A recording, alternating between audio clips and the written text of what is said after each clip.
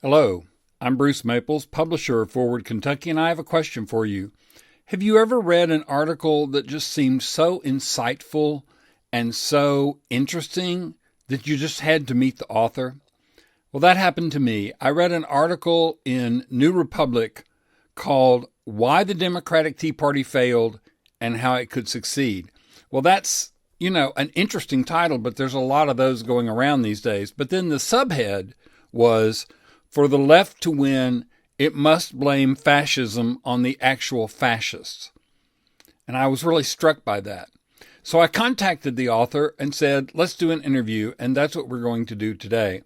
Before we begin, let me remind you that if you like this video, give it a like on YouTube. And if you are not already subscribed to our channel, then please click the subscribe button so you can see and get notified of all our videos when they go up. Okay, let's hear from the author of this article.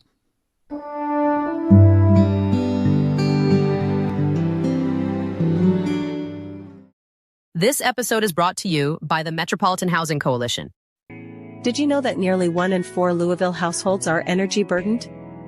The Metropolitan Housing Coalition's Every Home program continues to build bridges between affordable housing and affordable utilities. No more than 6% of your income should go toward energy bills, but many families pay far more. High energy bills can force families to choose between keeping the lights on and buying groceries, a choice no one should have to make. Together, we can make every home safe, healthy, and affordable. Learn more and get involved at everyhomelou.org. So we're here today with Toby Buckle, who is a political philosopher, and yes, that's a thing, and who wrote an article for the New Republic that I found just fascinating and insightful. Toby Buckle, welcome to the state of Kentucky. Thanks so much for having me on. So you are currently in the UK and you are possibly coming to Louisville. So if you do, give me a call. We'll get some bourbon or some coffee or something, or both of them together when you do. Yeah, we have some friends there they're visiting us next month actually, and we'll return. I've never actually been to Kentucky. I've been to a lot of the South, but I'll hit you up if I do. I'll just give you a heads up that people in Louisville will argue with you if you say the South. We really can't decide if we are South, Midwest, East, North, which is one of the things that makes the city very interesting.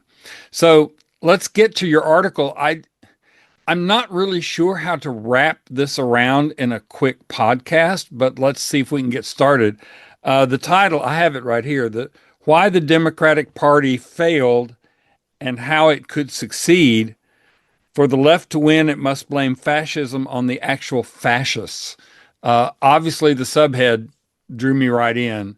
So can you talk about what you mean by for the left to win, it must blame fascism on the actual fascists? Yeah, sure. So I'm really interested in, because I used to work for Working Families Party in New York and various other groups. Um, Insurgent movements or just strongly left-wing movements on the leftmost flank of the Democratic Party. So I've been very interested in the Bernie Sanders campaign, people like AOC, Democratic Socialists, all of this. Right. And I think a question to ask is, if you drew an analogy between the Bernie campaigns and sort of associated left-wing movements that Mm-hmm. framed themselves as an insurgency against the Democratic Party, Mm. between them and the Tea Party and the Republican Party, the obvious question is, well, the Tea Party seemed to succeed and the Bernie movement didn't. It maybe succeeded in changing the tone of the party, but in terms of actually winning primary elections, Yeah. the numbers are well short. The Tea Party in 2010, I think, elected 40 people in the House. The Justice Dems at their height had 4. So it's an order of magnitude difference. So why the difference? And essentially, here's the difference. Both were led by activists. This wasn't really coming from high-level politicians. It was Mm-hmm. coming from people like me who maybe have worked on political campaigns or talk about politics too much online. and are frustrated with the leadership of their own party. The difference that makes a difference is Republican primary voters would back their activists, whereas Democratic primary voters wouldn't. And the article is about why. What's the mismatch between Democratic activists and the core voters, the primary base? Mm. So there's a concept in your article that I had run across in the past, but not in this context, and that's the concept of agency. Mm. I just really found that interesting. Can you explain for our viewers and listeners what you mean by agency? Yeah. So agency is just who is the agent? Who is the decision maker? Who is the Hmm. center of the story? So it's a very simple example. If you're at work and you're asked, why did you give the customer a refund? You could say, well, I thought they got the wrong product. I thought it was the right thing to do. That's a story that centers agency on you. You are the agent. This thing happened because I decided it was going to happen. Hmm. Or you could say, well, I gave the customer a refund because my boss told me to. That's a story that then, you're still the one who did it, but the agency is put onto your boss. He or she is the one who made that decision. Now, that's a subtle difference, but it's important because our emotional and moral response follows the agent. When we say, because my boss told me to, we're also subtly, implicitly saying, hey, don't get mad at me, Hmm. get mad at if you've got a problem with this, take it up with my boss, take it up with the employee manual. Don't yell at me, right?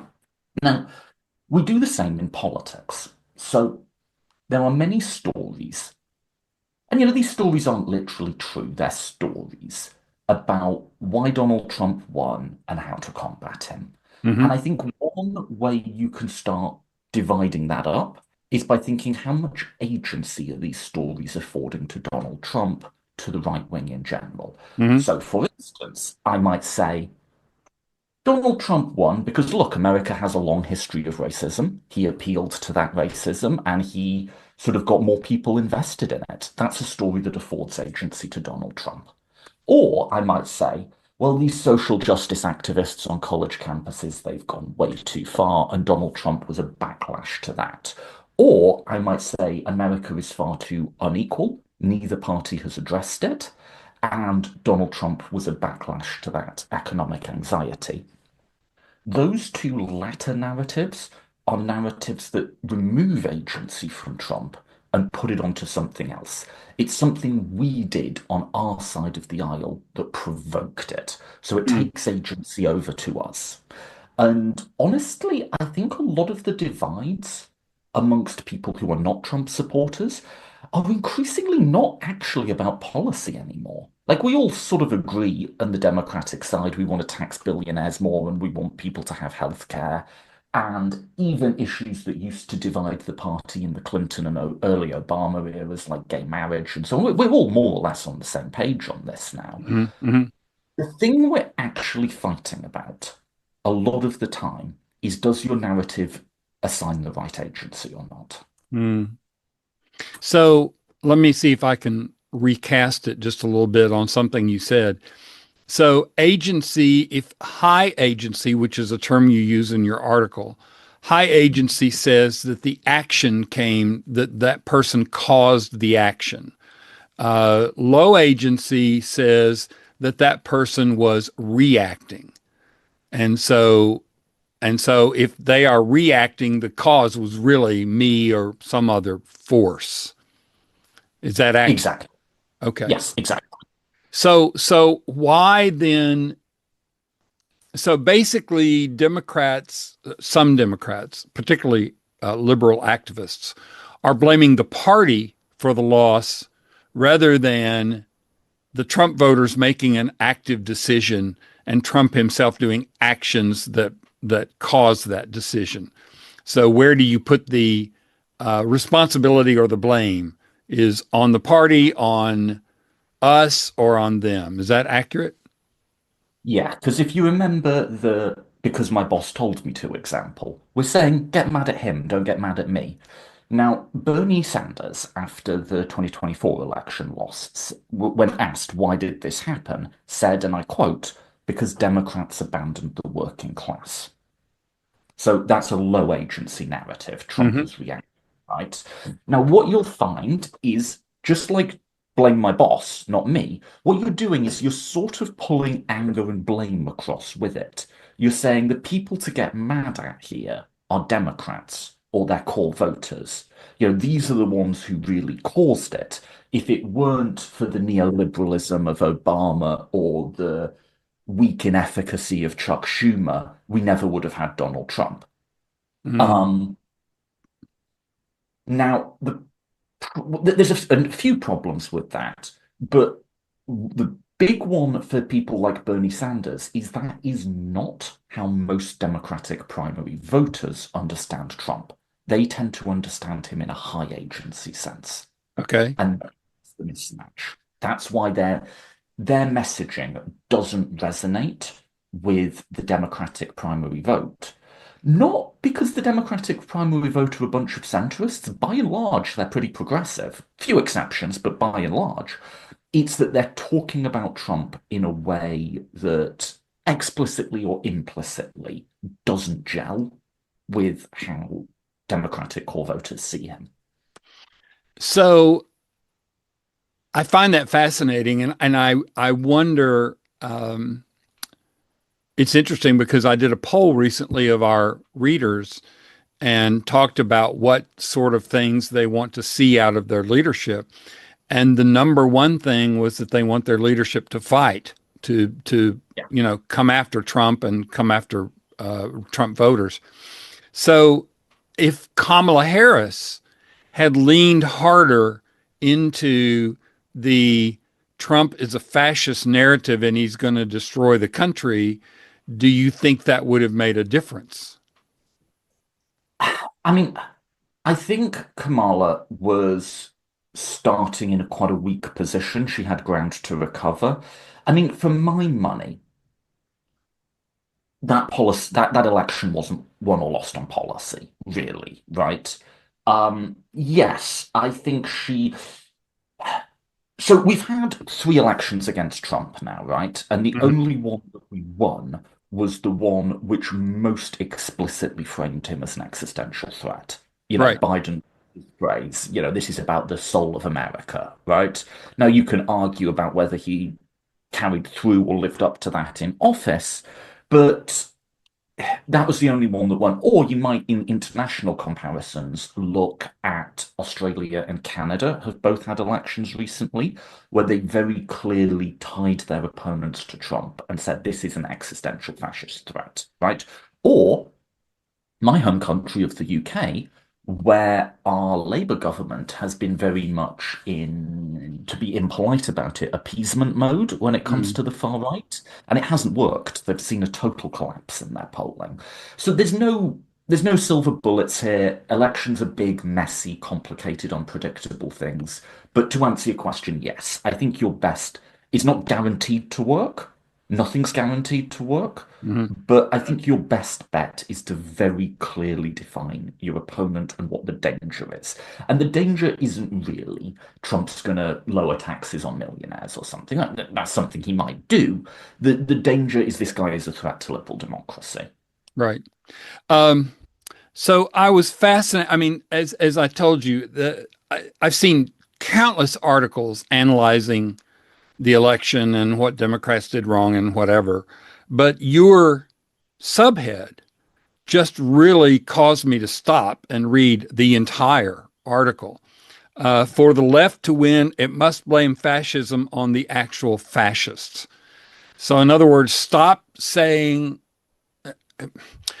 blaming ourselves necessarily and start calling out fascism for what it is. So, in that light, what would you advise we should do now? Trump is in office. We're in a red state where our state legislature is controlled by Republicans with a supermajority, so they can do Mm. pretty much anything they want.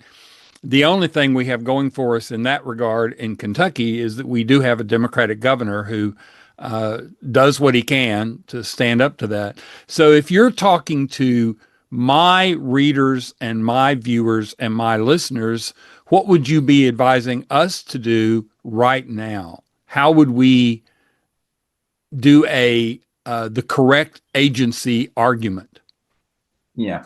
So there's two separate questions. One, which this article is about, which how might a left-wing candidate win in a Democratic primary? And then there's how might Democrats more effectively win in general? So your question was more towards the second. So I'll Yes. I'll do that first, but I can revisit the first. Big picture here. Big picture is liberalism for a long time has gotten too comfortable through the period of, the 90s, the early 2000s. Basic fundamentals about the core equality of people, about democracy is the way that we want to do things, about you can't be an overt bigot anymore. We sort of assumed that was taken for granted, and Mm. it never really was, right?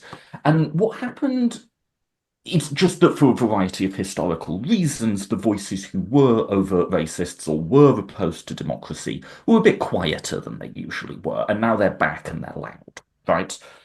But because of that complacency, liberalism has got used to arguing for itself, if it argues for itself at all, in the pages of the broadsheets, or in court, or in academic opinion. It's forgotten how to do that fist fighting in the public square thing. Mm. I think what it's particularly forgotten how to do is to talk about its core values in a way that's immediate and compelling to people. It's Liberals can often be at a bit of a scratching head moment if you ask them, what are human rights and why is it important that we have them, right? There's a lot of talk about whether or not the Democrats should compromise on policy, whether we should move to the right on immigration or trans rights or these sorts of culture war flashpoints. And my instinct is that we shouldn't.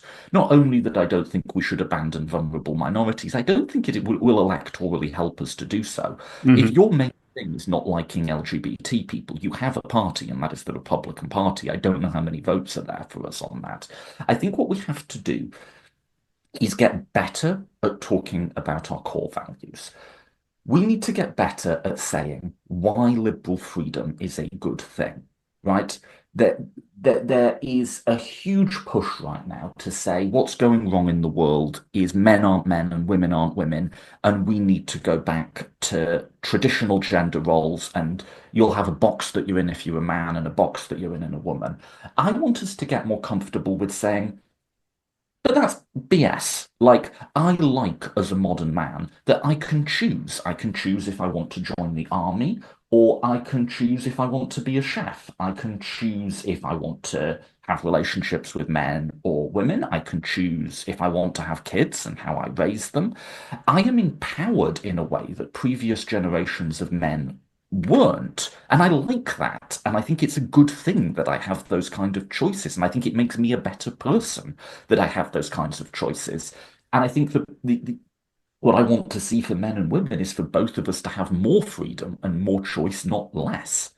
And those sorts of arguments, those values arguments, those core principles arguments, I think liberalism has got much weaker. And like I say, when we make them, we can make them in a waffly, abstract way, or Mm. in a way that just assumes that everyone agrees with us.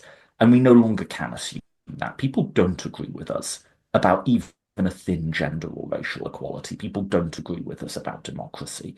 People don't agree with us about freedom. And we have to, this is at its core a difference of values. And we have to fight that fight on that ground head on. Wow. I love the imagery of being willing to get back to political fisticuffs in the street. Yeah. That's a great image. Um, so let's go back to the first part of that, which was what do you do in a primary? Uh, I see an awful lot of activists, liberal activists, I should say, who run in primaries and can't seem to find that message that resonates with primary voters? Do you have any advice for them? Yes. So let's maybe take the Republican Tea Party as instructive here. Not morally, we don't want to be anything like them morally, but in terms of how they got the base to back them. Right. What was their big insult? Rhino, Republican in name only. In other words, they weren't running on Republicans suck, the Republican Party sucks, and conservatives suck. They were running as we're the real Republicans and you're not, right? And so this was my big advice to the left is they often run trashing the Democratic Party. So a direct quote from Bernie Sanders, we're running against both parties. Hmm. People who the Democratic Party is important to their identity hate that. And just to use a simple analogy, if you're a fan of a sports team, I think it's very different if someone says, oh, their defense is weak. Is that person also a fan who wants the team to win? Or are they someone critiquing from the outside? Hmm. If you're a fan of that sports team, for you to hear that critique, that needs to be someone who's on your team, who has standing to make that critique, Yes. right? I think the problem for the left is they're not seen as being on the team. They're not seen as having standing to make that critique. And so my advice would be run as being more democratic than your opponents, not less. The problem isn't the Democratic Party, it's that the person you're running against has been weak, has let the party down, and hasn't stood up to Trump enough. And you really just have to, this lone agency narrative thing, you've kind of just got to knock that one on the head. That doesn't appeal to primary voters. If you're running this is saying this is all our fault somehow, it isn't. Even if perhaps the Democratic Party of Clinton and Obama didn't address economic equality enough, that still wasn't the cause of Trump, right? That wasn't what led to him. And my my ideal would be someone, I think someone like AOC, Alexandra Ocasio-Cortez, is a good example here of someone who's definitely solidly progressive, right? But also clearly hates Trump and doesn't want him to win and blames Trump for Trump, right? That's kind of the sweet spot. You can be progressive, but keep your anger and blame focused rightwards and don't trash the brand. Democratic core voters hate that. This is wonderful stuff. I really, really appreciate you taking the time to talk with us. And I think you have given me and all of our listeners and viewers a lot to chew on. I also am really going to be focused on examining speech and writing and looking for the agency argument. I think that's really important. Toby Buckle, who is a political philosopher, which, yes, that is a thing, tell us where we can find your podcast. Yeah, sure. So you mentioned political philosophy. It is literally just called Political Philosophy Podcast. So just Google that or my name. I actually have, in addition to this article, I have a podcast episode. It's quite long, but there is it's called Mapping the Anti-Trump Coalition, and Hmm. it's literally just 2 hours of me talking about agency and about how that structures the divides within the Democratic Party. So if you're interested in more, there's loads more of it there. Or there's this article in the New Republic that just came out. Yeah. Well, I'm going to link to all of that in the description so everybody listening and watching can go check it out for themselves and sign up for your podcast and read the article. Toby Buckle, thank you again. And we may have you on again when we see the results of this year and next year in Kentucky. Okay, yeah, delighted to do it. And yeah, thanks for reading the article and making the time.